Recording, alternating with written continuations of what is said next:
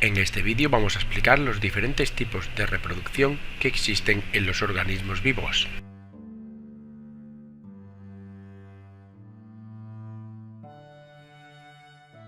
Y empezamos con las diferencias y similitudes entre los diferentes tipos de reproducción.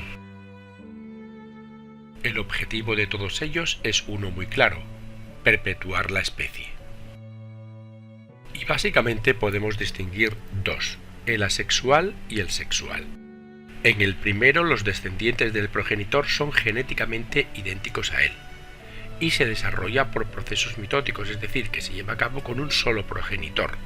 Por tanto, no hay intervención de los núcleos de las células sexuales o gametos, y un ejemplo sería coger un esqueje de un rosal y ponerlo. En el sexual, los descendientes son genéticamente diferentes a sus progenitores y entre ellos mismos, y se produce mediante la formación de células sexuales o gametos que tienen la mitad de cromosomas del resto de células del organismo. Hay dos tipos de gametos, los masculinos y los femeninos, y la unión de ambos se denomina fecundación. Un claro ejemplo sería la reproducción humana. ¿Y qué diferencia hay entre ambas? Pues que en la primera no intervienen células especializadas, mientras que en la segunda sí. En la primera no hay un intercambio genético y en la segunda sí. Los descendientes de la reproducción asexual son genéticamente idénticos a su progenitor, mientras que en la sexual no.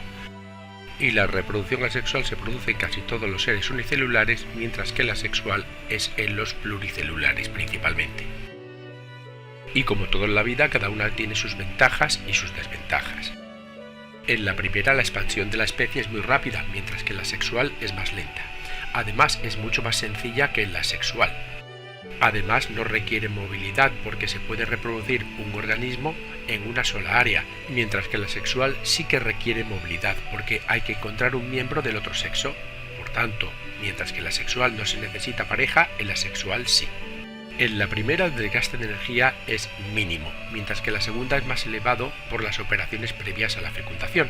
Pero ¿qué pasa? Que la asexual no genera diversidad, sino que se hacen clones, mientras que la sexual sí que genera una gran diversidad, al haber intercambio de material genético. Y en la primera, el ser vivo nuevo no se adapta al medio, mientras que en la segunda sí que hay una capacidad de adaptación frente a los cambios del medio. Vamos a analizar ahora en profundidad la reproducción asexual. Y responderemos a estas cuatro preguntas básicas. No intervienen células especializadas, por tanto no hay intercambio genético. Los descendientes son idénticos a su progenitor y se da en todos los organismos unicelulares y en algunos pluricelulares. Los tres tipos existentes asociados a la división celular son la bipartición, la gemación y la esporulación. En la bipartición, la célula madre se divide en dos de tamaño similar, y cada nueva célula es un individuo con estructuras y funciones idénticas a la célula madre. Tres ejemplos serían las bacterias, las amebas y las algas. En la gemación, la división crea dos células de tamaño diferente, y los nuevos individuos se producen a partir de yemas de la célula madre, por ejemplo las esponjas, los celentéreos y los briozoos. Y en la esporulación, a partir de una célula se crean muchas por división múltiple de su núcleo. En definitiva, se trata de la creación de unas células reproductivas llamadas esporas. Esto se produce en hongos, amebas, líquenes, algunos tipos de bacterias, protozoos, esporozoos y es muy frecuente en vegetales, especialmente en algas, musgos y helechos.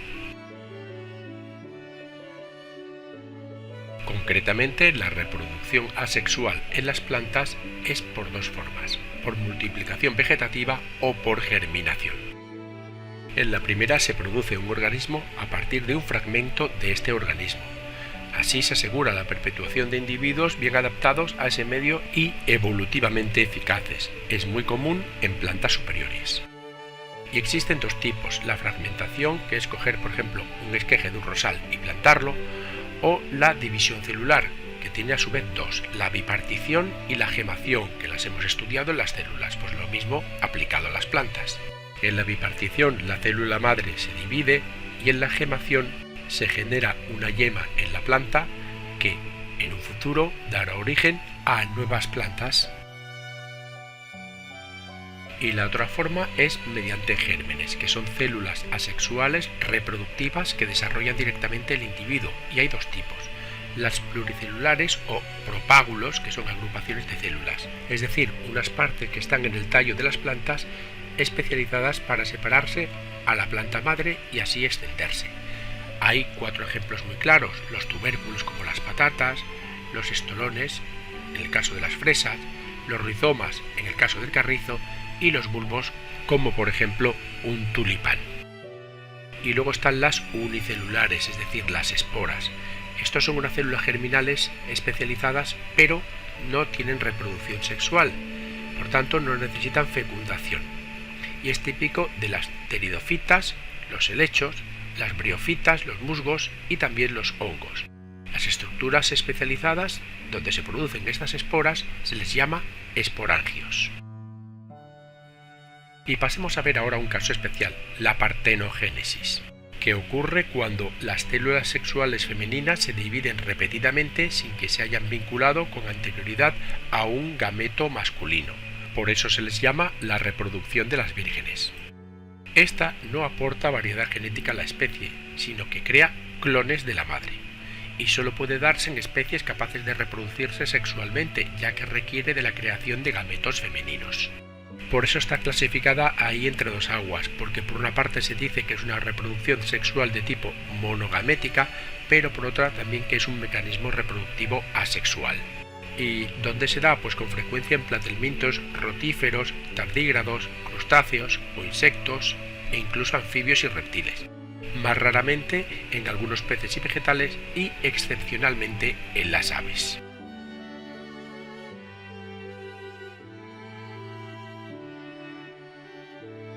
Y pasemos ahora a hablar de la reproducción sexual. En ella se intervienen células especializadas o gametos de diferente sexo, hay intercambio genético, los descendientes son una mezcla de ambos progenitores y se da en casi todos los organismos pluricelulares. Y unos conceptos fundamentales son los siguientes. Se trata de un proceso para crear un nuevo organismo a partir de dos organismos con material genético similar. Y esto se produce mediante la meiosis, que es una división celular que conduce a una célula normal con un número determinado de cromosomas a otras con la mitad de los mismos. Y esto se produce en organismos eucariotas. Por tanto, pasamos de unas células diploides a otras haploides. Por lo que respecta a los gametos, estos son dos tipos de células especiales, unas masculinas y otras femeninas. Y la fecundación sería la fusión de estas dos células creándose un cigoto. El cigoto incluye material genético de los dos gametos en un proceso que se llama recombinación genética, donde este material se empareja para que las secuencias de cromosomas homólogos se alineen. Vamos a ver el proceso. En la primera etapa de la reproducción sexual, la meiosis, el número de cromosomas es reducido de un número diploide a otro haploide. Y durante la fertilización, los gametos haploides se unen para formar un cigoto diploide y restablecer el número original de cromosomas. Y aquí podemos ver el proceso de la meiosis tanto en las plantas como en los animales y también en los hongos. Vemos como cada uno de ellos es totalmente diferente. A para plantas, B para animales y C para hongos. Y ahora vamos a ver cómo es la reproducción de las plantas espermatofitas, es decir, las que tienen flor, que las hay de dos tipos, las gimnospermas, como por ejemplo el pino, y las angiospermas, como por ejemplo un manzano. El proceso es el siguiente. Lo primero que ocurre es la formación del polen en los estambres, y a continuación viene la polinización, que es la transferencia de este polen de los estambres al pistilo, que se puede producir de muchas formas diferentes, el viento, el agua o animales. Acto seguido viene la fecundación, que es el proceso por el cual los dos gametos se fusionan durante la reproducción sexual para crear una nueva planta. Y por último la fertilización, donde se forman las semillas que darán origen a esta nueva planta. Recordemos que el gineceo se convierte en el fruto en el caso solamente de las angiospermas.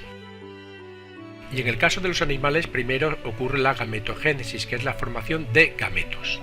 A continuación la fertilización, que es la fusión de los citoplasmas y los núcleos de ambos gametos, originando una nueva célula, el cigoto. Y por último, la gestación, que es el periodo por el cual el cigoto pasa por varios procesos hasta convertirse en un nuevo individuo. Por grupos de reproducción en los animales podemos distinguir los ovulíparos. Aquí la fecundación es externa, es decir, que las hembras depositan óvulos en un medio y los machos depositan los espermatozoides sobre ellos. Luego están los ovíparos, donde el macho introduce los espermatozoides dentro de la hembra, por tanto la fecundación es interna. Y esta deposita los huevos con cáscara dura que protegen el embrión. En tercer lugar están los ovovivíparos, donde la fecundación también es interna, pero el embrión es encerrado en un huevo dentro del cuerpo de la madre, con el que no intercambia ningún tipo de sustancias. Y cuando éste está desarrollado, el huevo se rompe y la hembra pare a la cría. Y por último tenemos los vivíparos, donde también la fecundación es interna, pero la cría se desarrolla dentro del cuerpo de la madre intercambiando sustancias. Y estos procesos reproductivos irían del menos evolucionado al más evolucionado.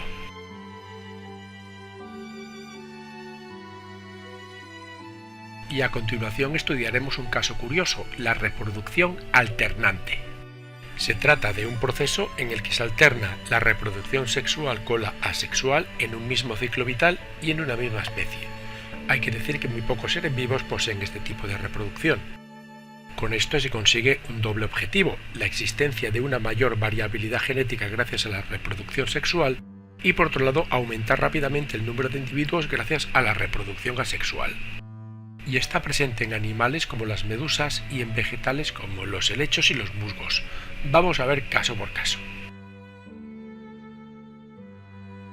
En las medusas, los espermatozoides del macho fecundan los óvulos de la hembra y se forma el cigoto que crece en forma de larva o plánula. Esta comienza su vida libre hasta que se adhiere al fondo marino y crece hasta formar un pólipo. Cuando la colonia de pólipos alcanza un estado óptimo, comienza el proceso de división para la formación de medusas individuales. Los pequeños discos se separan del pólipo sésil y ya son larvas de vida libre llamadas éfiras. Finalmente, esta crece y se transforma en una medusa adulta. Vamos a ver ahora este ciclo en las plantas más antiguas y menos evolucionadas, las briófitas o musgos. El gametófito es lo que vemos a simple vista en un musgo, produce gametos y es necesaria la presencia de agua para la fecundación. Y el esporófito se forma tras la fecundación, crece sobre el gametófito y es un filamento con una cápsula donde se crean las esporas. Al madurar la cápsula se desprende y se diseminan las esporas y estas germinan generando un nuevo gametófito. Y un poco más evolucionadas que las briófitas son las pteridofitas, es decir, los helechos. Vamos a ver el proceso. El esporófito es la forma más grande y duradera, es lo que conocemos como helecho y tiene raíces, tallo subterráneo y grandes hojas. Las hojas o frondes están divididos en foliolos, que en su reverso tienen unos abultamientos llamados soros, donde están los esporangios que producen las esporas por reproducción asexual. Y luego está el gametófito, que es la parte más pequeña y dura poco tiempo, por lo que suele pasar desapercibida. Las esporas germinan y crean un gametófito muy diminuto llamado prótalo. En él se desarrollan los órganos sexuales y se lleva a cabo la reproducción sexual. El femenino produce oosferas y el masculino anteridios. Para la fecundación necesita agua, y tras esta se origina un nuevo esporófito.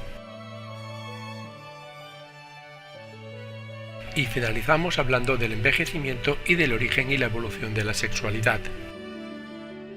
Los seres pluricelulares reemplazan su dotación celular gracias a la división celular y suele estar asociada a la diferenciación celular. En algunos animales la división celular se detiene en algún momento y las células acaban envejeciendo, por lo que se deterioran y mueren. ¿Y por qué dejan de dividirse? Pues porque los telómeros se hacen cada vez más cortos en cada división y no pueden proteger a los cromosomas. Es decir, que el desgaste del telómero en el transcurso de ciclos celulares impide su función protectora del cromosoma, con lo que éste se vuelve inestable, se fusiona o se pierde. Y como curiosidad, diremos que las células cancerosas se consideran inmortales gracias a que una enzima llamada telomerasa permite a estas dividirse indefinidamente. Y una vez que sabemos las causas del envejecimiento, vamos a ver cuál es el origen y la evolución de la sexualidad. Se cree que surgió con los organismos eucariotas, hace unos 600 millones de años. Estos evolucionaron a partir de procariotas al invadir nuevos hábitats y estos eucariotas primitivos son los actuales protoctistas. Es decir, aquellos que no pueden clasificarse dentro de alguno de los otros tres reinos eucariotas, los hongos, los animales o las plantas. Se cree que se pudo producir a partir del perfeccionamiento de la mitosis y la aparición de la meiosis y del ciclo sexual. El origen de la mitosis pudo producirse en los protoctistas y en concreto en los dinoflagelados, ya que su mitosis es anómala, es decir, que no hay uso mitótico.